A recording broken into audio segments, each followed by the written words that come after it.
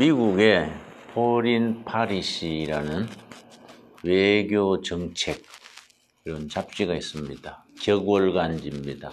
한 6년 전에 특집을 내기를 2040년경 세계를 이끌 네 나라를 지목해서 소개를 했습니다. 지금부터 2040년경이니까 한 22년 후지요. 그 네 나라의 머리 글자를 따서 굿즈라고 표현을 했습니다. GUTS. G는 당연히 저머니 독일이고 U는 USA 미국이고 T가 좀 이외예요. 터키. 터키가 그런 잠재력이 있답니다. 터키. 그리고 S는 사우스 코리아 한국인데 그냥 그렇게 나라 이름만 소개한 것이 아니라 그 네 나라들이 그렇게 될 수 있는 조건을 각 나라별로 5가지씩을 지목을 했습니다. 다른 나라는 뭐 우리가 제하고 사우스 코리아가 2040년경 오늘의 분단 상태, 부진한 처지를 극복을 하고 세계를 이끄는 네 나라 중에 한 나라가 될 수 있는 근거 5가지를 들었습니다. 첫째가 한국은 자원이 없는 무자원 국가다.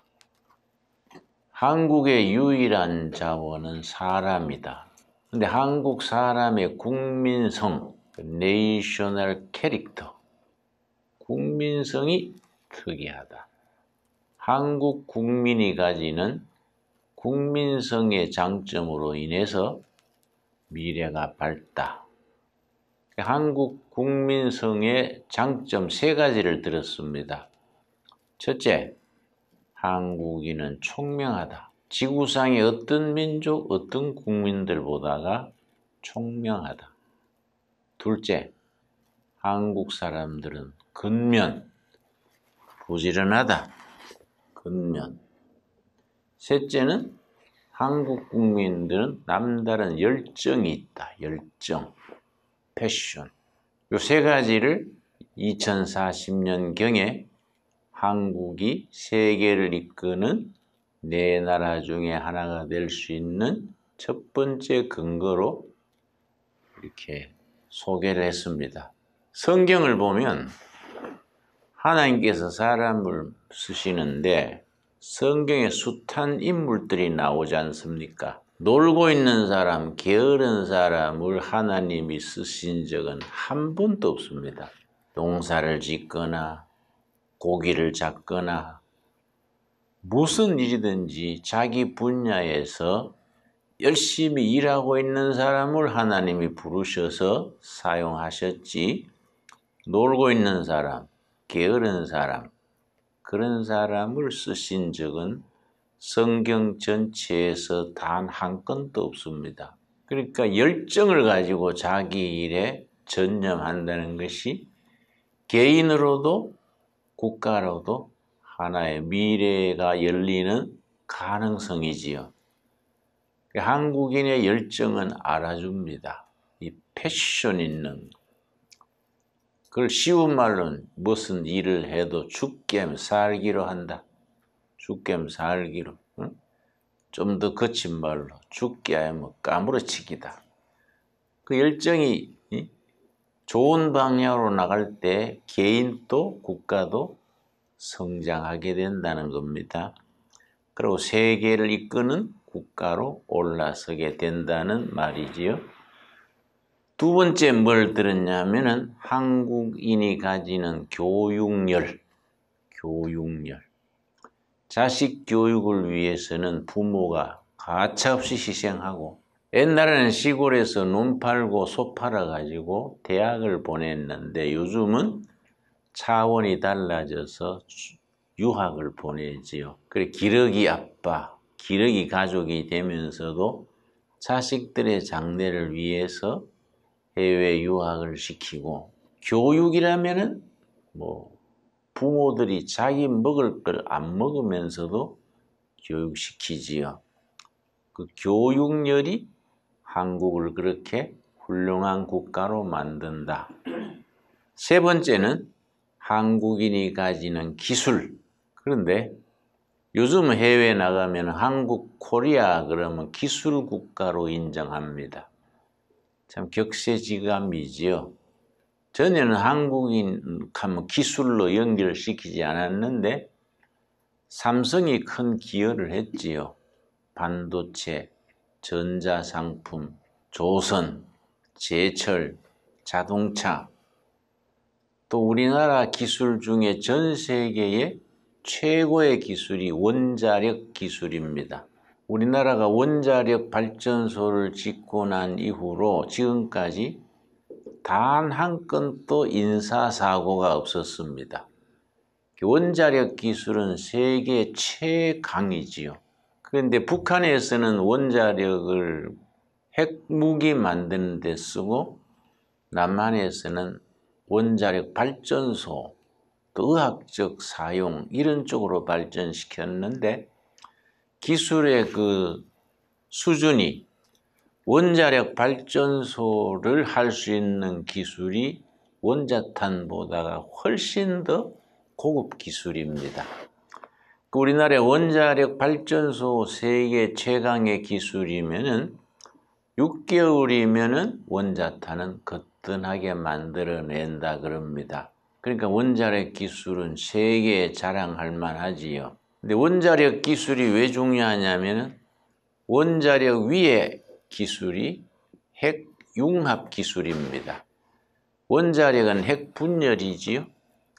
핵분열 위에 핵융합 기술이 원자력 기술 위에 핵융합 기술이 이제 되게 되면 핵융합하면 발전소 같은 거는 원료가 바닷물에서 나옵니다.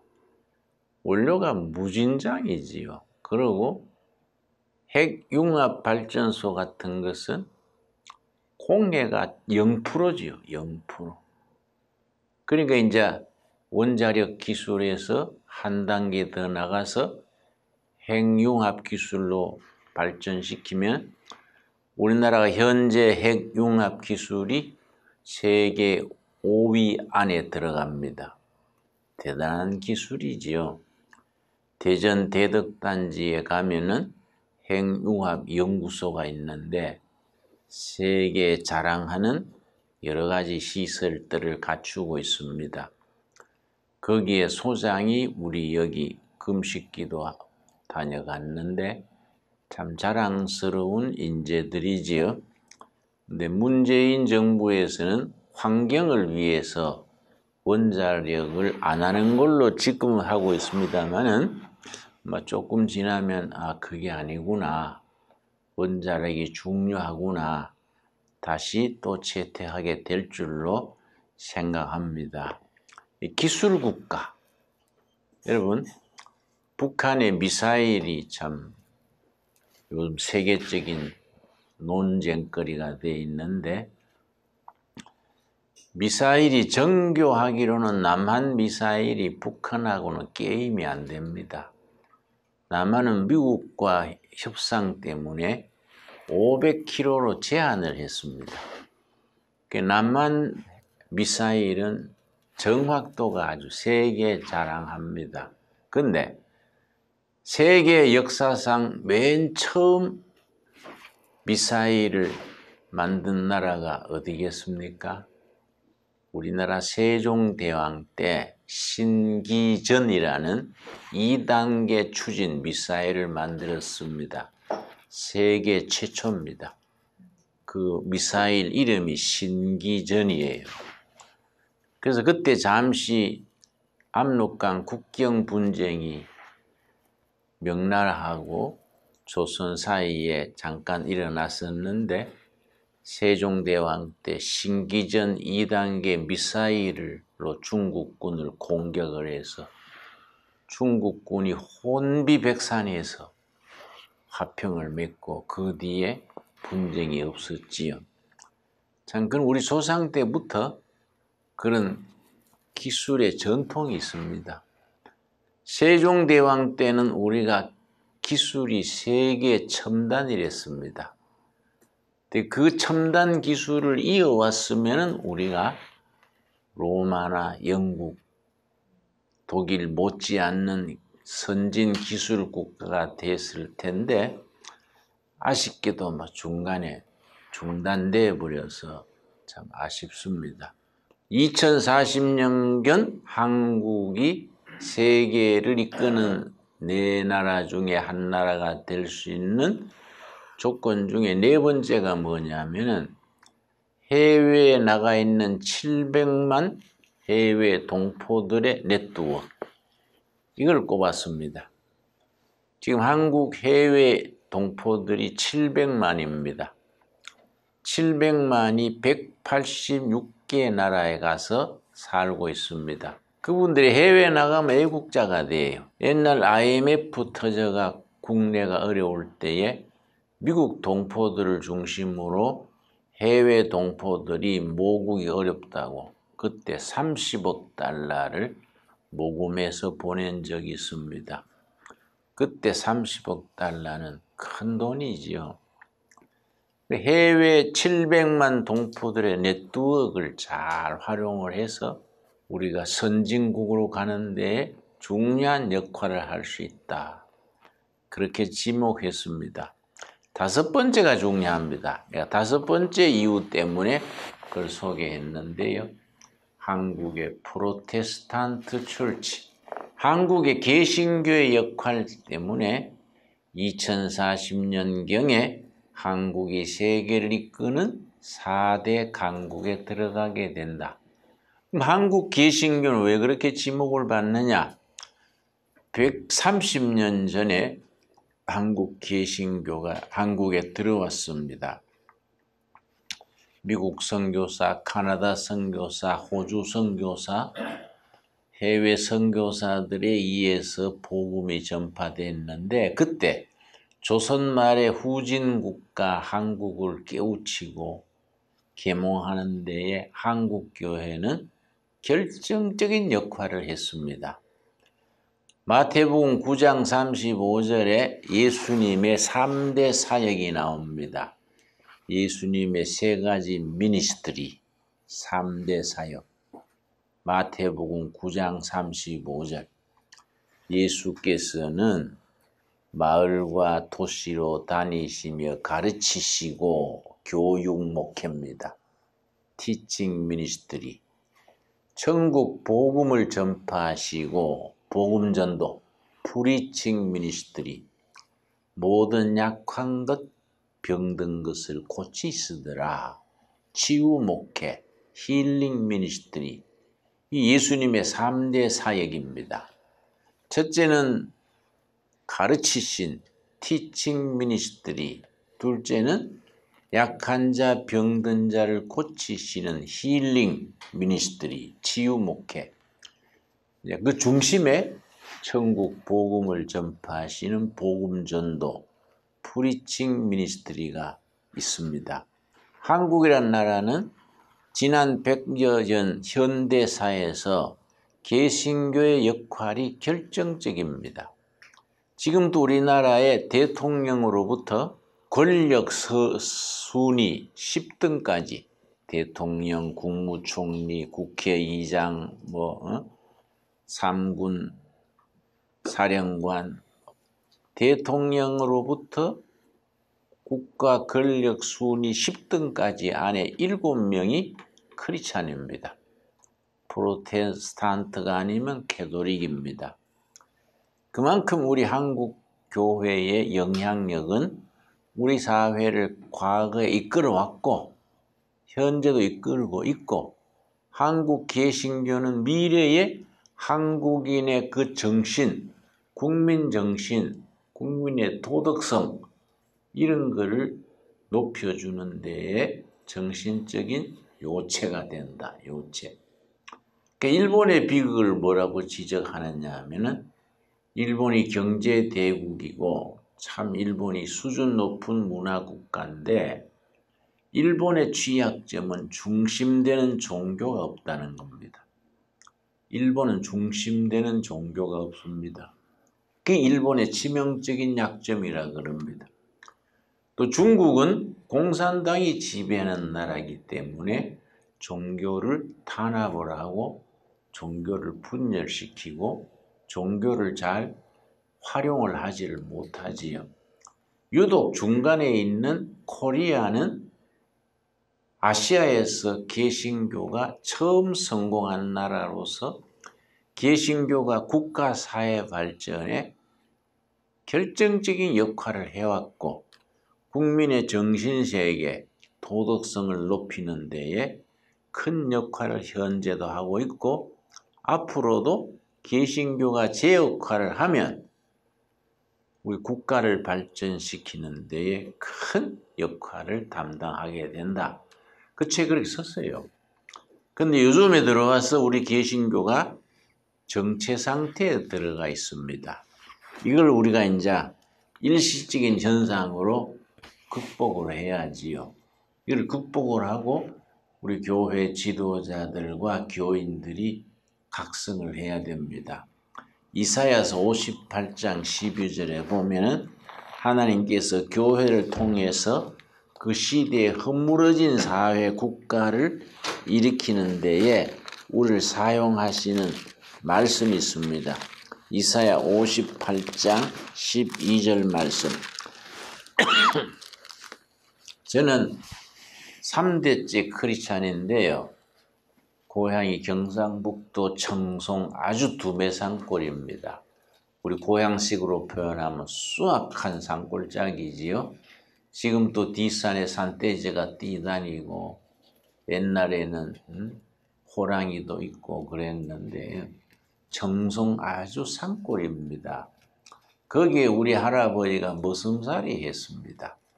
머슴 살면서 예수를 믿어가지고 우리 집안이 크리스찬 집안이 됐는데 머슴이 주일 성수 주일 하기가 어려우니까 밤에 산에 가서 나무 2집 해다 놓고 주일날 교회 가고 모심기 때가 되면 달밤에 밤새도록 할아버지 머슴이 모를 신고 주일날 교회 가고 지성으로 일하고 하니까 주인집에서 감동을 해서 주인 딸과 결혼을 시켰어요. 할아버지는 머슴이고 우리 할머니는 주인집 딸이지요. 그러니 내 손자가 저지요. 그런데 나는 한국 교회를 체질적으로 사랑합니다. 기독교 집안에서 태어나서 머슴 살던 할아버지가 예수 믿어서 우리 집안이 성공한 집안이 된 셈이지요. 어머니 태에서부터 교회를 다니면서 모태신앙 그럽니다. 모태신앙으로 교회에서 쭉 자라서 신학교를 하고 목회한 세월만 48년째입니다. 그래서 참 한국교회를 사랑해요. 요즘 한국교회가 부진해지고 세상 사람들한테 여러 가지 허물을 잡히는 것이 너무 속상해요. 내가 이제 서울 나들이 할 때 지하철을 자주 타고 갑니다. 동두천 지하철역에서 타고 서울로 내방을 하는데 지난번에 한번 탔더니 청년 2명이 지하철에서 말다툼을 세게 하더라고요. 막 치고 박을 듯이 막 험하게 욕을 하고 싸우니까 옆에 있던 어른이요. 야, 이 사람들아, 싸우려면 애부당 가서 싸우지 왜 이 지하철에서 싸우냐. 그래서 내가 쇼크를 받았습니다. 그 어른이 왜 그렇게 표현을 할까? 국민들한테 교회가 비치는 것이 싸움질하는 교회, 싸우는 교회, 그 이미지가 너무 배어 있는 거지요. 대형 교회 몇 교회들이 그렇게 분쟁이 심하고 다툼이 많으니까 안 그런 교회가 훨씬 더 많은데 정말 신실하게 목숨 걸고 진실되게 목회하는 50대, 60대 목사들이 참 많거든요. 그런 거는 사회에 비춰지지 아니하고 싸움질하는 교회, 뭔가 부정이 있는 교회, 그런 이미지가 국민들한테 비치는 거지요. 이걸 우리가 극복을 해야 돼요. 그래서 우리가 교회가 가지고 있는 그 하나님이 주신 그 카리스마, 능력, 그 사명을 잘 감당해서 앞으로 아시아 복음화에 기여하고 정말 우리 국가도 발전시키고 특별히 통일 한국 시대의 정신적인 역할을 제대로 해야 안 되겠습니까? 저는 그 점을 참 생각합니다. 오늘 우리 산 여러분 돌으셨지요? 저는 당내 정책당회가 있어서 같이 못 돌았습니다만은 저는 산길을 혼자 걸을 때가 많습니다. 이 둘레길을 걸으면서 이런 생각하는 거지요. 우리 한국교회가 어떻게 하면은 옛날 선배들의 그 열정, 그 순수성, 그 이웃사랑과 하나님 사랑, 한 몸으로 살아가던 그걸 회복할 수 있을까? 한국교회가 어떻게 해서 교회 부흥 민족 복음화와 민족 통일과 통일 한국 시대에 국민들의 정신세계를 이끌어가는 그런 영적 촉매 역할을 제대로 할 수 있을까 생각도 하고 기도를 하지요. 자, 이사야서 58장 12절 말씀. 제가 신학교 학생 시절부터 이 말씀을 한글로, 영어로 신학교 기숙사에 써붙여 두고 늘 읽고 또 생각하고 했던 구절입니다. 이사야 58장 12절. 너게서 날 자들이, 너가 누구겠습니까? 나는 그걸 한국 교회로 적용하는 겁니다. 한국 교회가 길러낼 신도들이 오래 황폐된 곳들을 다시 세울 것이며 어떤 나라든지 하나님이 없는 사회, 그 나라는 황폐해지고 메말라지고 자꾸 나쁜 길로 가게 되는 겁니다.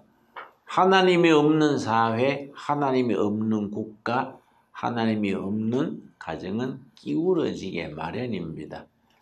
황폐해진 역사 시대를 교회가 길러내는 영적 인재들이 다시 세울 것이며 이 사회의 허물어진 도덕과 정신세계를 재건한다는 겁니다. 그 다음 너는 역대에 파괴된 기초를 쌓으리니 역대 영어 성경에는 from generation to generation 그렇게 표현을 했습니다. 세대에서 세대를 거치면서 파괴된 기초. 기초가 파운데이션이지요. 기초 그러면 자매님들은 얼굴에 바르는 걸 파운데이션 생각하지요. 파운데이션. 뭐 그것도 파운데이션 중에 하나지만은 이 성경의 허물어진 기초, 역사의 기초, 경제의 기초, 정치의 기초, 교육과 국민 정신의 허물어진 기초. 이 어제 오늘의 잘못된 게 아니다. 하루에 잘못된 게 아니고 뭐 문재인, 박근혜 거기서 다 잘못된 게 아니다. From generation to generation 30년, 50년, 100년 세대를 거치면서 잘못되어 온 역사의 파운데이션, 기초가 있다 이거죠. 그 기초를 하나님께서 내가 너희 한국교회를 통해서 한국교회가 길러내는 교인들을 통해서 다시 기초를 세우겠다. 허물어진 기초를 다시 쌓겠다. 위대한 메시지지요. 우리가 그런 사명감을 가져야 됩니다. 크리스찬 개인일 뿐 아니라 이 교회 전체가 시대적인 그런 미션, 사명감을 가져야 됩니다. 참 위대한 말씀이지요. 그런데 내가 이제 이 12절 말씀을 신학교 학생 시절부터 영어로 암송을 했기 때문에 영어로 이게 의미가 훨씬 더 강력합니다. 이제 영어로는 이게 어떻게 나가냐면은 You shall raise up 일으킨다. You shall raise up the foundation 기초를 일으킨다. of many generation. 오고 오는 세대의 파운데이션을 일으킨다고 되어 있는데 이게 아주 문법적으로는요 굉장히 강력한 의미를 가집니다. 뭐 새삼스럽게 영어 문법 얘기할 건 아닙니다만은 영어의 미래 조동사가 두 가지지요. will, shall. 미래 조동사이지 않습니까? 거기서 you shall raise up 그러면 이게 2인칭인데 하나님께서 말하는 사람, 의지 미래입니다. 의지 미래 2인칭.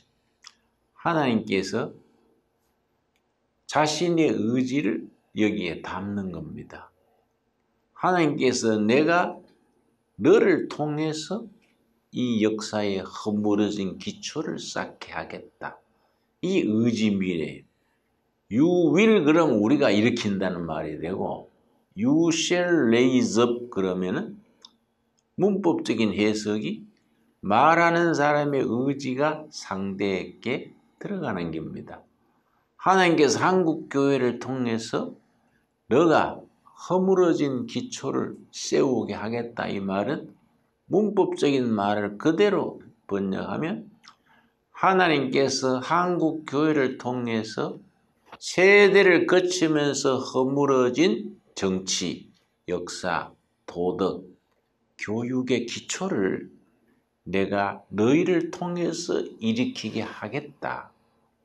하나님의 의지가 그 속에 들어있는 겁니다. 우리 한국 교회를 통한 하나님의 의지지요. 하나님의 지상 명령이지요. 비전, 사명감을 가져야 합니다. 그래서 우리가 예수 믿는 자원을 높여야 돼요. 물론 우리 개인이 필요한 거 기도하면 이루어지지요. 응답하시지요. 그러나 그 차원을 넘어서서 한국교회 전체, 우리 결의 전체, 북한 동포들. 나는 북한을 여러 번 다녀오고요. 지금도 북한의 고아원을 2,500명을 우리가 다 돌보고 있습니다. 17년째입니다. 근데 트럼프가 경제 제재를 하지 않습니까? 유엔을 중심 통해서. 이게 작년부터 이 변방에서는 심각합니다. 우리 고아원이 있는 지역이 길주, 청진, 나진, 선봉 그쪽인데 다 한경도지요.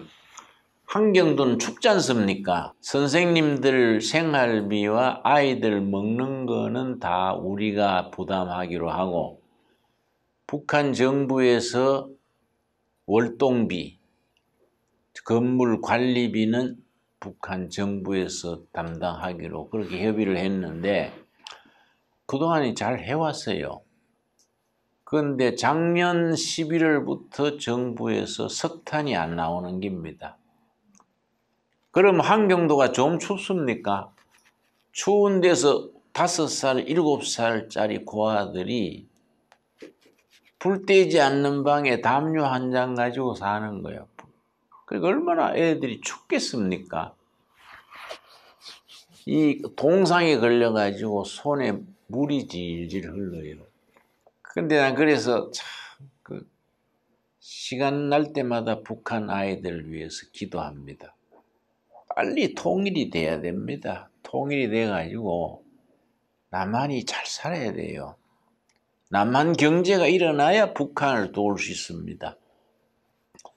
독일 베를린 대학의 박성주 박사라고 한국인으로 베를린 대학의 교수가 있습니다.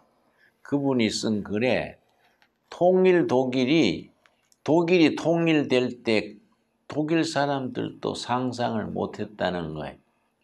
그런데 통일이 어느 날 됐지 않습니까? 근데 지금 독일의 수상이 메르켈이죠. 여자 수상입니다. 메르켈이 동독 쪽에 있던 루터 교회의 목사의 딸입니다. 그 아버지가 그 공산당 지배하에서도 교회를 지키면서 조그마한 시골 교회에서 교회를 지키면서 딸을 길렀는데 통일된 뒤에 그 동독 쪽에 목사의 딸이 지금 메르켈 수상이지요. 우리 한국 교회도 뭐 남녀 간에 좋은 인재들을 길러내 가지고 오고 오는 세대의 나라의 허물어진 파운데이션을 쌓는 일에 하나님의 뜻을 받들어서 이걸 잘 감당을 해야 합니다. 자, 박성주 교수 얘기 내가 했습니다만은 박성주 교수가 독일이 통일된 뒤에 베를린 대학의 한국인 교수로서 통일될 수 있었던 조건, 특별히 서독이 자유진영의 서독이 공산진영의 동독을 흡수해서 흡수 통일할 수 있었던 이유를 세 가지를 들었습니다. 박성주 교수의 지적입니다. 첫째는 서독이 경제적으로 부강했다. 그래서 동독을 흡수할 수 있었다. 우리도 남한의 경제가 탄탄해야 통일 이후에 감당할 수 있는 거지요. 두 번째 뭘 들었냐면 서독은 국민 통합이 이루어졌다. 국민들의 좌우 대결, 보수 진보의 투쟁 대결이 없이 국민 통합이 있었다. 그래서 서독도 정권이 보수에서 진보로 왔다 갔다 해서도 통일부서, 우리나라 말하면 통일부 장관이지요. 통일부 장관은 28년간 안 바꿨어요. 한 사람이 통일부 장관 했습니다. 통일을 위해서는 정당을 초월해서 실무진을 바꾸지 않는다. 이게 상당히 성숙된 생각이지요. 근데 우리나라는 정권 바뀔 때마다 싸그리 바꿔가지고 정책도 바꾸고 사람도 바꾸고 다 전에 모아놓은 자원, 자료 다 손실돼 버리고 정책도 완전히 뭐 극에서 극으로 왔다 갔다 하지요. 독일은 국민 통합이 이루어졌다. 세 번째가 중요합니다. 미국을 잘 활용했다. 그때 통일을 이룬 서독의 대통령이 콜입니다. 콜 아시지요? 콜 이 사람이 상당히 참 지혜로웠어요. 자가용 비행기를 타고 미국을 뻔질나게 가가지고 수시로 가가지고 미국 대통령한테 통일시켜주라. 독일이 통일돼가지고 유럽 통합의 유익이지 절대 해롭지 않다. 그런데 프랑스도 영국도 러시아도 독일 통일을 싫어했습니다. 대처가 그때 영국 수상이랬는데 독일 통일을 반대해가지고 통일될 때 소련 권력자가 고르바초프입니다. 통일 기운이 독일에서 일어나니까 대처가 고르바초프를 만나가지고 무력을 써서라도 독일 통일을 막읍시다. 대처가 그랬어요. 그런데도 미국이 딱 계산해가지고 이거는 통일시켜주는 것이 유럽 평화나 세계 평화에 유익하다. 순전히 콜이 미국 대통령을 설득한 거예요. 미국의 힘이 결정적이었다. 그러면서 우리 한국에 충고를 하는 겁니다. 한국도 통일을 하려면 미국을 잘 설득해야 된다. 중국이나 일본, 러시아까지도 한국 통일을 안 원한다. 그건 당연하지요. 중국이 변방에 통일된 한국이 한국이 있는 것을 싫어한다. 일본도 말할 것도 없고. 그런 속에서 우리가 통일이 되려면 미국의 힘을 우리가 잘 활용해야 되지요. 비슷한 얘기지요. 그런데 우리가 미국도 우리도 기본적으로 크리스찬 문화고 자유민주주의 시장 경제고 하니까 서로 신뢰관계를 잘 맺어서 통일 한국을 이루는 데에 그 힘을 잘 활용해야 됩니다. 근데 요즘 이 좌파 진영에서는 한 가지 병이 있어요. 사반운동, 반대할 때 사반운동. 반미, 반재벌, 반개신교, 반강남. 이 사반운동입니다. 그래서 진보 진영에서는 개신교를 안 그래요. 개독교. 그래서 아주 비하시키고 교회에 회방을 놓습니다. 막 그런 거 관계없이 우리는 우리 길을 가야 되지요. 이런 풍조를 우리가 극복을 하고 한국 교회가 통일 한국 시대를 이루어 가지고 통일 한국 시대에 세계가 인정하는 강국으로 뛰면서 정말 우리가 성서 한국 시대를 이루어 나가야 되지요. 그런 점에서 이사야서 58장 12절이 굉장히 우리에게 주는 도전이 되는 말씀입니다. 12절 우리 한번 같이 읽겠습니다. 넋에서 날짜들이 오래 황폐된 곳들을 다시 세울 것이며 너는 역대에 파괴된 기초를 쌓으리니 너를 일컬어 무너진 데를 보순한 자라 할 것이며 길을 수축하여 거할 곳이 되게 하는 자라 하리라. 이런 말씀 속에서 하나님이 우리 한국교회에 주시는 시대적 사명, 시대적 미션을 우리가 온몸으로 받아들여야 되지요. 또 그걸 우리가 삶으로 실천을 해나가야 되지요. 그런데 이제 요즘 미국을 중심으로 뜨는 학문 중에 대통령학이라는 학문이 있습니다. 대통령학. 동양에서는 그것을 제왕학 그랬습니다. 최고 지도자가 몸으로 익혀야 될 학문을 동양에서는 제왕학, 서양에서는 요새는 그걸 대통령학이라 그럽니다. 대통령이 되는 과정과 대통령이 감당해야 될, 대통령이 지내야 될 덕목, 그걸 연구하는 게 대통령학인데요.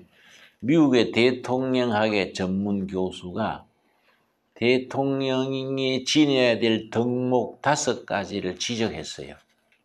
나는 성경을 읽어도 그런 관점에서 읽으면은 성경이 참 교과서지요. 첫째를 뭘 들었냐? 비전을 제시하는 능력. 지도자는 기업의 지도자든지 교회 당회장이든지 나라의 대통령이든지 심지어 한 가정의 호주도 그 구성원들의 미래에 함께 바라보고 나갈 목표, 이 비전이거든요. 비전을 제시할 수 있는 능력이 있어야 돼요. 성경은 비전의 책이지요. 비전. 성경을 제대로 읽고 묵상하고 삶에 적용하면 비전이 가슴에서 우러나게 되어 있습니다. 그래서 요엘서 2장 28절에 말세 내가 내 영을 너희에게 부어주리니 너희 자녀들이 예언할 것이요 젊은이들이 비전을 보고 늙은이들이 꿈을 꾸리라. 기억나시지요? 요엘서 2장 28절입니다. 그걸 사도 바울이 사도행전 2장에서 오순절 성령이 임해가지고 성령 충만한 교회가 되면서 교회사가 시작되는데 그 사도 바울이 예루살렘 시내에 나가가지고 요엘서 2장 28절을 인용하면서 노방전도했습니다. 이게 성령이 임하면 청년들이 비전을 보고 자녀들이 예언자가 되고 늙은이들이 꿈을 꾼다. 멋있는 거지요. 나는 성경에 그런 말씀 다 읽으면요 주먹에 힘이 오고요 피가 뜨거워져요. 야, 멋있다. 그런 교회가 돼야지. 두 번째 뭘 짚었냐면은 대통령 최고 지도자가 지녀야 될 덕목 몇 가지라고요? 5가지. 우리가 성경을 읽으면서 그런 각도에서 성경을 읽고 적용하고 그런 준비를 해야 되는 겁니다. 두 번째, 설득력이요. 설득력. 최고의 첫 번째는 비전을 제시하는 능력이 있어야 지도자가 되고 아무리 높은 비전이 있어도 국민을 설득시키지 못하면 목사가 아무리 좋은 생각이 있어도 교인들을 설득하지 못하면 안 되지요. 기업의 총수가 사원들에게 비전을 불어넣을 수 있는 설득력이 있어야지요. 그러니까 이명박 장로님 나하고 동갑이고 친구인데요. 내가 대통령으로 청와대에 있을 때 예배 봐달라 그래서 내가 갔었지요. 가서 예배 보고 난 뒤에 식사하면서 이 장로님, 소망교회 장로니까요. 내가 뭐 각하 이럴 수는 없잖아요. 친구 사이에. 이 장로님, 그 대통령께서 좋은 생각을 하시고 정직하고 부지런하고 좋은 생각도 많으신데 국민을 설득해야 됩니다. 국민들한테 알려야 됩니다. PR을 하세요. PR. PR이 뭔지 아세요? 피가 나도록 알리는 게 PR이에요. 응? 방송이 없어요. 신문이 없어요. 예산이 없어요. 공무원이 몇십만 되는데 대통령의 생각을 피가 나도록 알리는 PR을 잘하셔야 되지요. 내가 그랬더니 이명박 장로가 순진해요. 내가 이리 열심히 잘하면 국민들이 알아줄 때가 오겠지요. 그래서 내가 가슴이 탁 막혀서 장로님, 그는 시골 면에 면장이 하는 소리지 이 난세의 대통령이 그래 말하면 안 되지요. 국민을 알리고 PR해서 이끌어 가셔야 되지. 그렇게 잘하면 알아주겠지요. 그거는 아닙니다. 그런 얘기를 나눈 적이 있습니다. 지도자가 되려면 자기 생각, 신념을 알려야 될 의무가 있어요. 설득력이 있어야 돼요. 심지어 아버지 노릇도 옛날 나 아버지 말 무조건 들어 안 통하지요. 아버지 내가 뭐 놔달라 해서 놔놓고 왜 강제로 그러는 거야. 애들이 튀지요. 설득력이 중요하지요.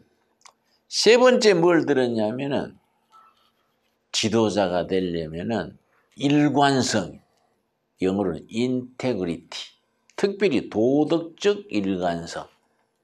도덕적으로 뻔히 안 되고 뭐 사욕을 챙기고 이랬다 저랬다 하면 안 된다. 그래서 최고 지도자가 가져야 될 덕목의 세 번째가 moral integrity, 도덕적 일관성. 일관돼야 된다. 네 번째가 뭐냐면은 열정이에요. 열정, 패션. 열정 있는 사람이 지도자가 돼야 된다. 그리고 국민들에게 자기 가슴에 뜨거운 열정을 퍼뜨려야 된다. 그걸 사회학에서는 N바이러스 그래요. 바이러스 감기 올리지요? N을 붙이면 need 할 때 N입니다. need. 요구, 욕구, 뭐 필요, need. need의 N을 따서 N바이러스는 열정을 가지고 바른 정신을 가진 사람은 그 전념성이 있다. 바른 정신, 바른 비전을 N바이러스가 돼가지고 퍼뜨린다. 나쁜 생각도 퍼뜨리지요. 좋은 생각도 퍼뜨리고. 크리스찬들은 성경에 있는 예수님의 가르치심, 지혜를 N바이러스를 가지고 퍼뜨려야 되지요. 그렇죠? 그런 열정이 있어야 돼요. 다섯 번째가 뭐냐면은 이 참 중요합니다. 우리 다니엘서 6장 한번 찾아보겠습니다. 다니엘서 6장 다섯 번째. 이런 걸 우리가 말씀을 통해서 온몸으로 익혀야 됩니다. 그런데 우리 교회 청년들이나 교인들이 이런 것을 몸으로 익혀서 신앙으로 실천하지를 못해요. 예배당에 와서 할렐루야 아멘 가지만은 예배당 밖에 나가면은 다 잊어버리고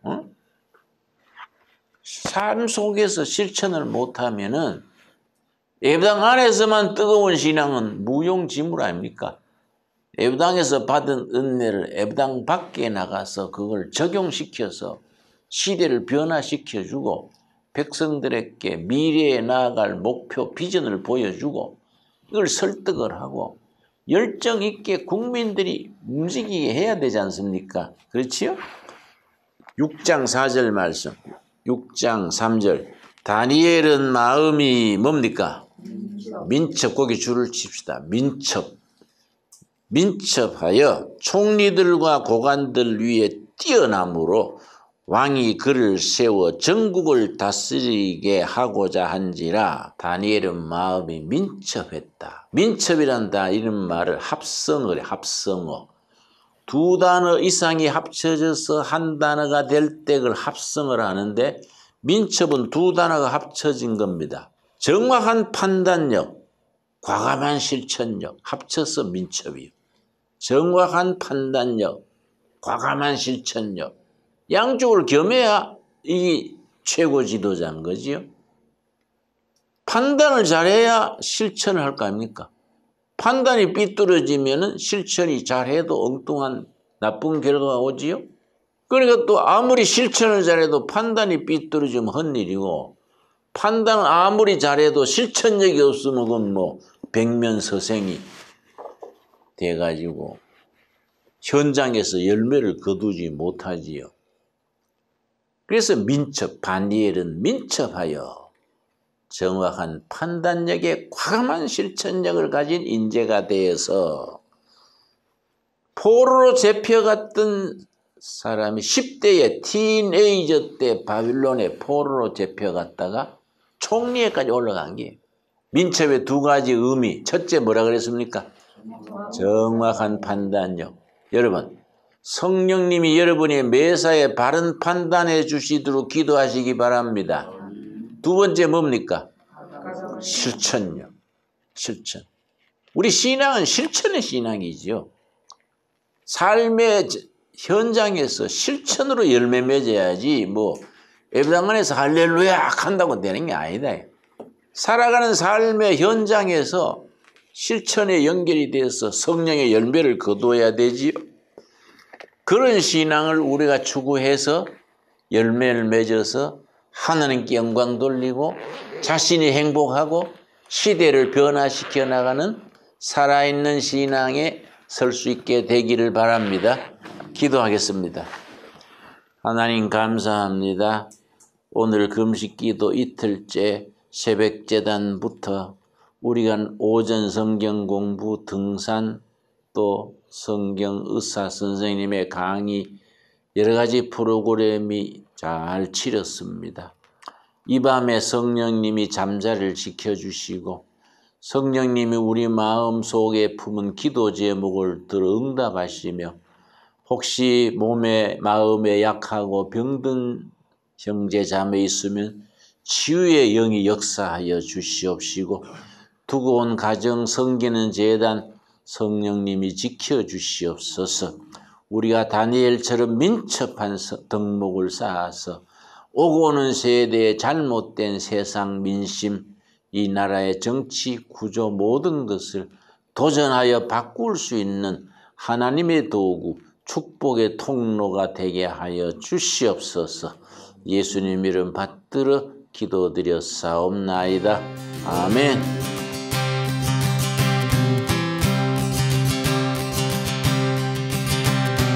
Come now, all my